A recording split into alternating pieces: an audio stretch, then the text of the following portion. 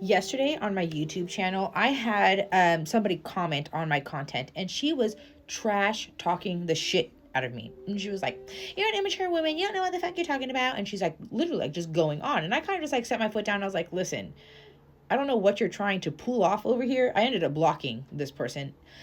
What we need to understand here in society is that when we are triggered, it is purposeful. I had commented back saying that if you are triggered, triggering is for healing. We are triggered in this world for it to come to the surface. So when many of us get triggered by something, we either place judgment, we place blame. We don't want to honor what it's actually telling us. So if you are triggered by somebody's beauty, that's because you feel a lack of beauty within yourself. One thing that I speak on very, very often, and I think I'm going to like make a gigantic series about it, is mirroring. Everything is a gigantic mirror, and we need to learn reflection, and that is how we heal.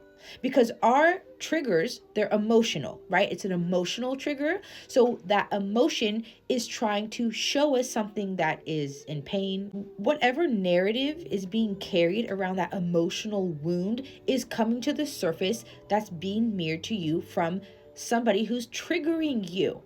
Triggers are purposeful. Triggers are what is how we grow. Triggers are there as our guiding light back into our own self. Because when we're listening to our emotional state, that is how we connect our gut and our intuition, okay? Because our gut instinct is that initial knowing, right? Is that initial feeling that we feel. Our mind, body, spirit, it's all connected. So if our mind is telling us one thing, our body is telling us something else, and then we're not even connected at all to the thought of our spirit, this is why our life is all miscombobulated. We're stuck in this societal norm, this conditioning, right? That's taught us to stay disconnected. You can't feel your feelings, right? They're not right to feel them, especially for men in this world, right? Many of us are afraid to feel. And that is the only way that we allow ourselves out of the conditioning, out of the narratives that are keeping us trapped, that are keeping us oppressed, suppressed. Because many of us, when we get emotionally triggered, we take it in a negative connotation instead of seeing it as the light it's bringing into our lives. So the next time you are triggered, take an honest look. This is about self-awareness now, right? Where we're going to take an honest look and say, okay, why am I feeling triggered right now? Why am I upset because of something that somebody did? And I heard something once too, which is really, really interesting. Anything that you hate or dislike in somebody else or something else is actually something that you don't like within yourself. Okay. So again, another mirroring here, but pay attention to your triggers here.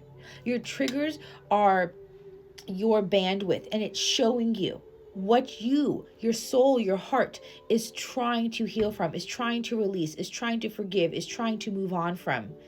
And it is possible. We just have to stop burying it. We have to allow ourselves to feel it.